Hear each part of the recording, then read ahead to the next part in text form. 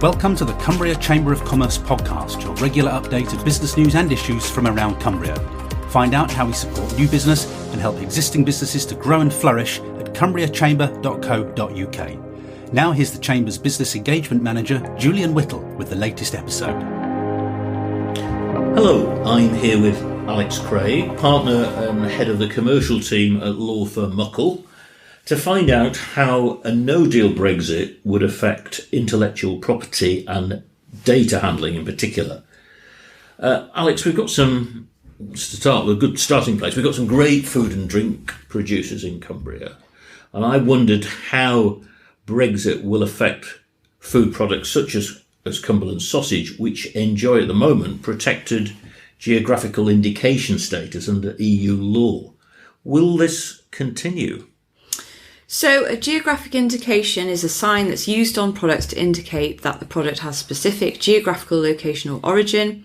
It can act as a certification that the product possesses qualities or reputation or is made according to traditional methods. And as you quite rightly point out, Cumberland sausage currently benefit from this kind of protection, as does Lakeland Herdwick. Yeah. And there are various other products from all around the UK that have equivalent protection.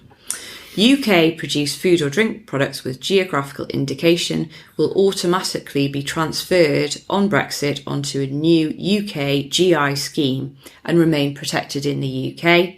This will mirror the existing EU scheme and fulfil the UK's World Trade Organisation obligations. Right, but what about within the rest of the EU? Sure. So in a no-deal scenario, it is possible that the EU may not continue to protect UK GI products. It should become clearer, but we don't know what's going to happen at the moment. You should be prepared that you may need to apply to the European Commission to regain EU protection and the right to use the EU GI logo. Right, okay. Otherwise, someone in France could start making Cumberland sausage, which would... Let's hope not. That's a concept that's relatively difficult to get your head around, isn't it? Okay, what about trademarks? I mean, at present, a business might hold a UK-only trademark or an EU trademark, which, if I'm right, actually covers the whole of the European Union, including the UK. Yep. Will this change? Yep.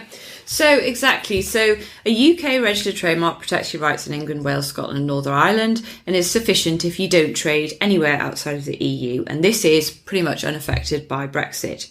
An EU trademark, as you say, protects your rights across the member states of the EU. So it's ideal for businesses who trade in or plan to expand into Europe. When the UK leaves the EU, an existing EU trademark will continue to be valid in the remaining EU member states. And UK businesses will still be able to register an EU trademark in those remaining EU member states. But what will happen in relation to existing EU trademarks is that the UK IPO, so the Government Intellectual Property Office, will essentially clone the EU trademark to create a parallel UK trademark so as to ensure that the EU rights holder doesn't lose its rights in relation to the UK. And there will be a specific system put in place to identify that through a specific numbering process. If you've made an application for a European trademark and that has still not gone through to registration when we exit, then you are going to have to refile in the UK. You can do so on the same basis. So basically the government will recognise the benefit of the original filing date, seniority or priority, if you do that refiling within a 9-month period post-Brexit. Okay, now what about EU design protection, such as registered community designs and unregistered community designs? How are these affected? So they are, well, there's a little bit of complexity here insofar as the UK unregistered design right and the unregistered community designs are not exactly the same thing. But in terms of the registered community design, it is pretty much the same as we've just talked about on trademarks, Julian, to be honest. Yeah. Pretty much the same process. So there'll be an equivalent UK design created based on that registered community design. If you've got something that's in the application process, you're going to have to refile, and you've got that 9-month window to benefit from the original process and filing date, etc. In terms of the unregistered side of things, there's basically going to be, again, the government's quite keen to ensure that nobody loses any rights. So essentially there will be 2 new types of unregistered design right created, if you like, within the UK post-Brexit to ensure that there is continuity of rights within the UK post-departure from the EU, but you will equally also be able to benefit from the existing UK design right regime. Yeah, okay. And are there any implications from Brexit for copyright law, which covers creative stuff, books and films and music, that sort of thing? Yeah, so copyright's slightly different because it arises automatically, so it's not a registered right generally.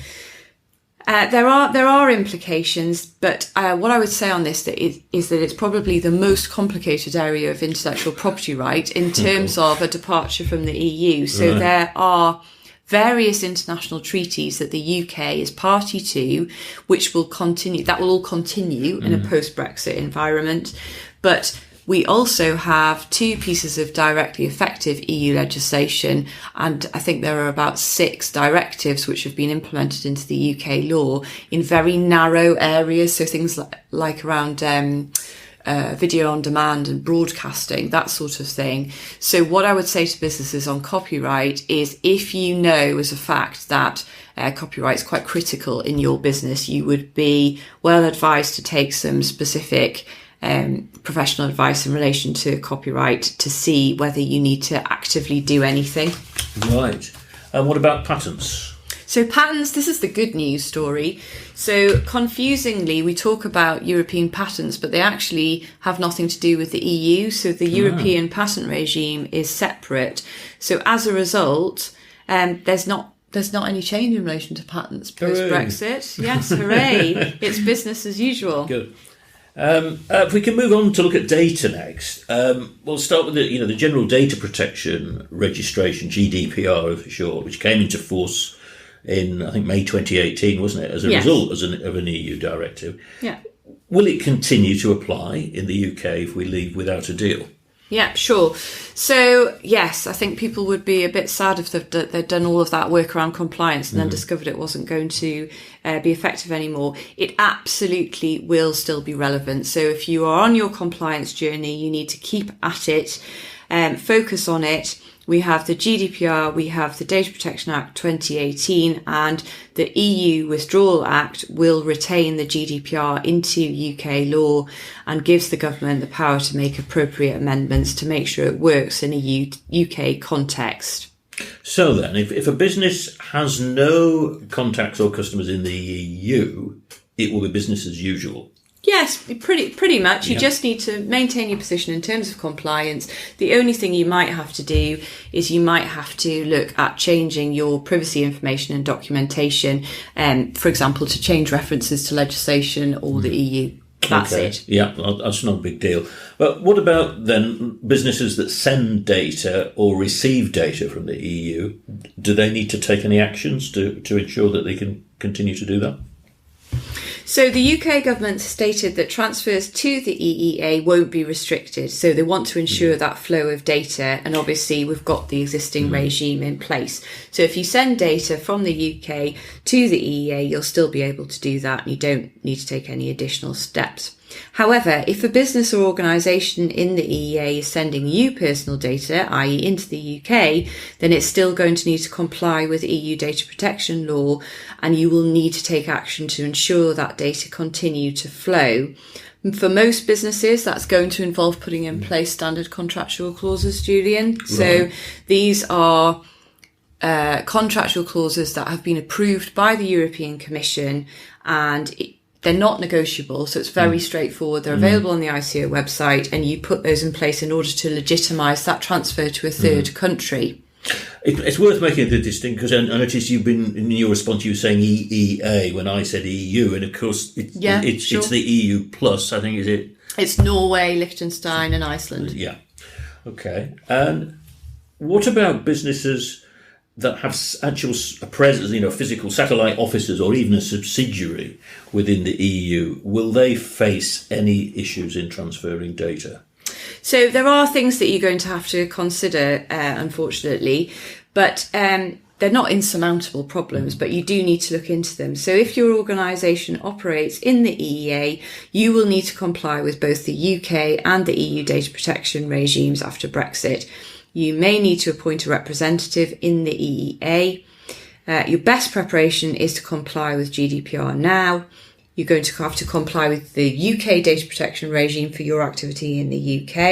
If you've got offices or branches in the EEA, then your European activity will be governed by EU law, and you'll have to check which data protection regulator will be your lead supervisory authority. So you'll essentially end up with two. Yeah, so you only need one within the EEA, Yes. even if you're operating in multiple countries. You'll just... Yes. Yeah.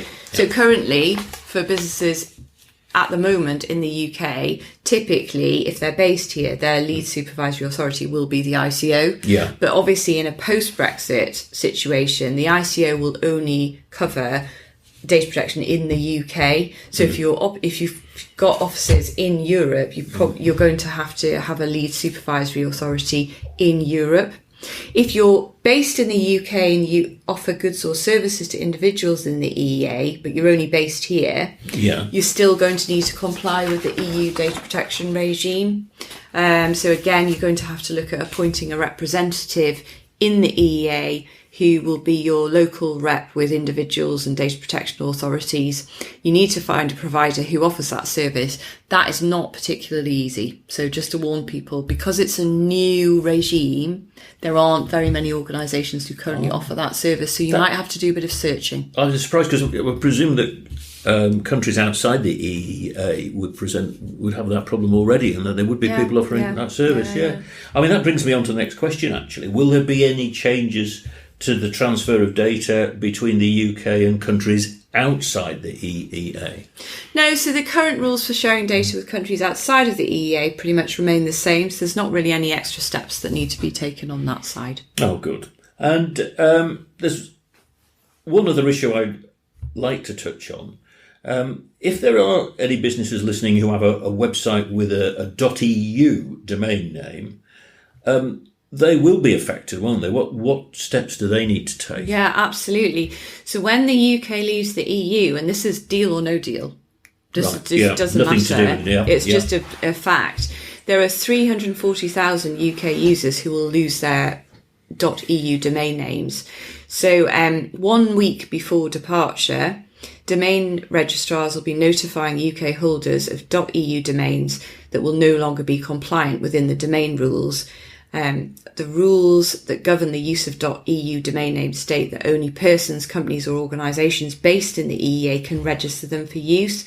So therefore, businesses who only operate from the UK are going to lose that right.